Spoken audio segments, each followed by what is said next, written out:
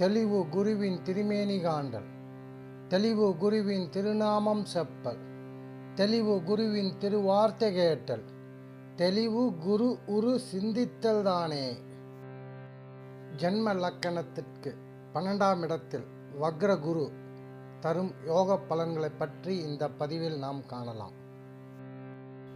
பொதுவாக 12ஆம் இடம் காரகத்துவம், வெளிநாட்டில் பணி, இடமாற்றம், அலைச்சல், எதிரி பயம், துன்பத்திலிருந்து விடுதலை, தூக்கம் கெடுதல், படுக்கை சுகம், கட்டுப்பாடற்ற பாலுணர்வு வாழ்க்கை, மன வருத்தம், பொது மக்களால் வெறுக்கப்படுதல், துர்பாக்கிய நிலை, அதிகார இழப்பு, மனப்போராட்டம், கடத்தல், சிறைவாசம், மிருகங்களால் இன்னல், மரணம், மறுபிறப்பு, மோட்சம், வறுமை, ராஜதுரோகம், வஞ்சனையால் கொலை புரிதல், சொர்க்கத்தை நோக்கி செல்லுதல், வாக்கு தவறுதல், துரதிர்ஷ்டம், உடற்காயம் போன்றவை சொல்லப்பட்டிருக்கிறது.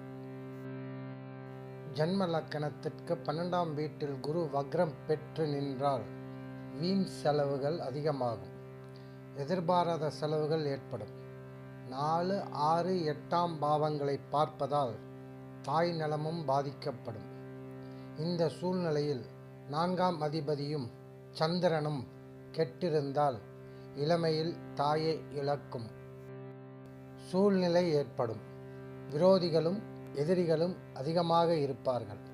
கடன் தொல்லையால் மன அமைதி கெடும். ஆயுள் தோஷம் தரும். சிறு சிறு விபத்துக்கள் அடிக்கடி ஏற்படும். அரசியல் ஆர்வம் ஏற்பட்டு அதில் விரயம் ஏற்படும். குழந்தைகளால் நன்மை இல்லை. குடும்பத்தில் வீண் சண்டை சச்சரவுகள் ஏற்படும். பெண் குழந்தை அதிகமாக இருக்கும். ஒழுக்க குறைபாடு இருக்கும். கஞ்சத்தனம் மிக்கவர், குறுக்கு வழியில் செல்பவர், உறவினர்களிடம் அடிக்கடி சண்டை ஏற்படும். காச நோயால் துன்பப்படுவார்கள். கர்ப்பமான பெண்களுடன் உடல் உறவு கொள்ளும் நிலையை தரும். தனது செயல்களால் மறுபிறவி எடுப்பார்கள். மந்திரம் தந்திரத்தில் தேர்ச்சி பெறுவார்கள். சிலர் பேயோட்டும் தொழில் செய்வார்கள். விருச்சகம் கடகத்தில் இருந்தால் நன்மை தரமாட்டார்.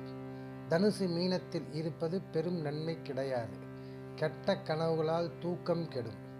உடலுறவில் சுகம் கிடைக்காது. உதாரண ஜாதகம். இசையமைப்பாளர் AR ரகுமான் அவர்களின் ஜாதகத்தை ஆராய்ச்சி செய்வோம். கடக லக்கணம். விருச்சகத்தில் கேது, தனுசில் சூரியன் புதன், மகரத்தில் செவ்வாய் சுக்கிரன், கும்பத்தில் சனி, ரிஷபத்தில் ராகு, மிதுனத்தில் சந்திரன், குரு வக்ரம்.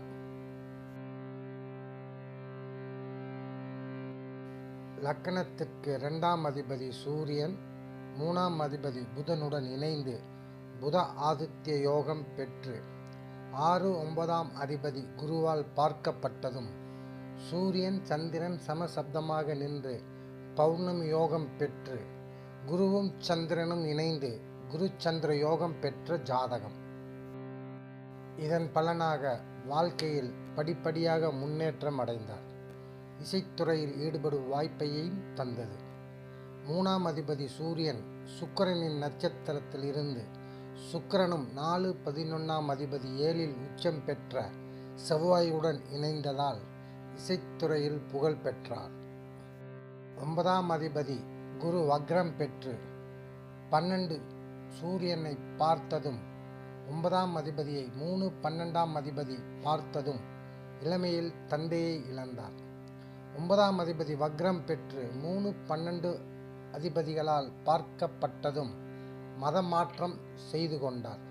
லக்கணத்திற்கு 10ஆம் அதிபதி செவ்வாய் அம்சத்தில் புதனின் வீட்டிலிருந்து புதன் ராசியில் சூரியனுடன் இணைந்து குரு சந்திரனால் பார்க்கப்பட்டதால் இசைத்துறையில் சினிமா துறையில் தொழில் அமைந்தது. 4, 5ஆம் அதிபதிகள் இணைந்து அதில் செவ்வாய் உச்சம் பெற்று 7இலிருந்து லக்கணத்தை பார்த்ததும் உலகளவில் புகழ் பெற்றார். ஜன்ம லக்கணத்திற்கு 12ஆம் இடத்தில் குரு நின்று தரும் யோக பலன்களை காணலாம்.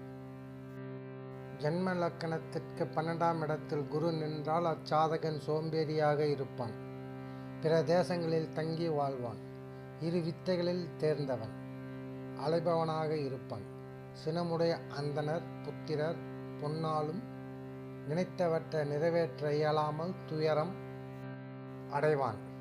சயன இன்பத்தை பெறுபவன், சிந்தனை கொண்டவன், சபையில் நன்றாக பேசக்கூடியவன் போன்ற பலன்கள் சாதக சிந்தாமணியில் சொல்லப்பட்டிருக்கிறது. பொதுவாக குரு பகவான் விரயஸ்தான என்று சொல்லக்கூடிய 12ஆம் வீட்டில் நின்றால் ஜாதகர் பிறந்த ஊரை விட்டு வேறு இடத்தில் வாசம் செய்யக்கூடும். கல்வி கற்றவர்களாக இருப்பார். கலைத்துறையில் கூட ஈடுபாடு கொண்டிருப்பர். இசை சங்கீதத்தில் அதிக ஆர்வம் காட்டுவார். இருந்தாலும் இவர்கள் சுறுசுறுப்பு இல்லாதவர்கள். சிறிய வேலையாக இருந்தாலும் அதை சிரமப்பட்டு செய்வார். 12ஆம் அதிபதி 12இல் இருப்பது யோகம் தரும். அதாவது மகர லக்கணமாக இருந்து குரு தனுசில் இருந்தாலும், மேச லக்கணமாக இருந்து குரு மீனத்தில் இருந்தாலும் நன்மையை தருவார். மற்ற ராசிகளில் குரு இருந்தால் மற்றவர்களின் செல்வத்தை தனதாக்கி கொள்வதில் கவனமாக இருப்பார். சோம்பேறித்தனம் அதிகமாகவே இருக்கும். உடல் நலமும் பாதிக்கப்படும். பொருட்கள் அடிக்கடி திருட்டு போகும். பணியாற்றும் இடத்தில் நிம்மதி கிடைக்காது. நிலையில்லாத மனநிலை ஏற்படும். வாகனம் மற்றும் கால்நடைகளால் கவலை ஏற்படும். முன்கோபி, சண்டையிடும் குணமுடையவர். எல்லா நேரத்திலும் பணக்கஷ்டம் இருந்து கொண்டே இருக்கும். உழைப்புக்கேற்ற ஊதியம் கிடைக்காது. தேவையான போது பணம் கிடைக்காது. வாழ்க்கையில் சோகம் நிறைந்து காணப்படும். குடும்ப வாழ்க்கையில் கூட மகிழ்ச்சி நிறைந்ததாக இருக்காது. நிம்மதியின்றி வாழ நேரிடும். அரசாங்கத்தால் பகை ஏற்படும். ஆட்சி உச்சம் பெற்று நின்றால் அரசாங்க உத்தியோகம் அமையும். மருத்துவமனையில் பணியாற்றும் நிலை சிலருக்கு ஏற்படும். அரசியலில் ஈடுபடும் வாய்ப்பு ஏற்படும். குரு 9ஆம் அதிபதியாகி 12இல் இருந்தால் அயல்நாடு செல்லும் யோகம் அமையும். உதாரண ஜாதகம். மகாகவி சுப்பிரமணிய பாரதியார் ஜாதகத்தை ஆராய்ச்சி செய்வோம். கடக லக்கணம். துலாமில் ராகு, விருச்சகத்தில் சூரியன், செவ்வாய், புதன், சுக்கிரன், தனுசில் சந்திரன், மேசத்தில் சனி, கேது, மிதுனத்தில் குரு.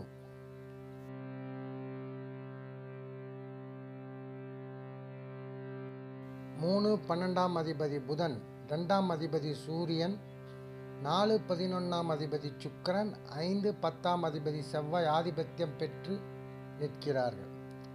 1 3 4 5 10 11ஆம் அதிபதிகள் சம்பந்தம் பெற்றதால் மகாகவி மற்றும் வருமுன் அறியும் சக்தி படைத்த சக்தியின் அருளாசி பெற்ற கவிஞரானார்.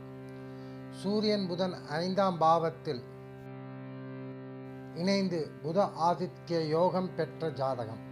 10ஆம் அதிபதி செவ்வாயை குரு பார்த்ததால் மதுரை சேதுபதி உயர்நிலைப் பள்ளியில் தமிழ் ஆசிரியராக பணியாற்றினார். சுக்கிரனும் செவ்வாயும் இணைந்து செவ்வாய் பலம் பெற்றதால் என்றும் அழியா புகழ் பெற்றார். வாழ்க வளமுடன், வாழ்க வளமுடன், வாழ்க தமிழ்.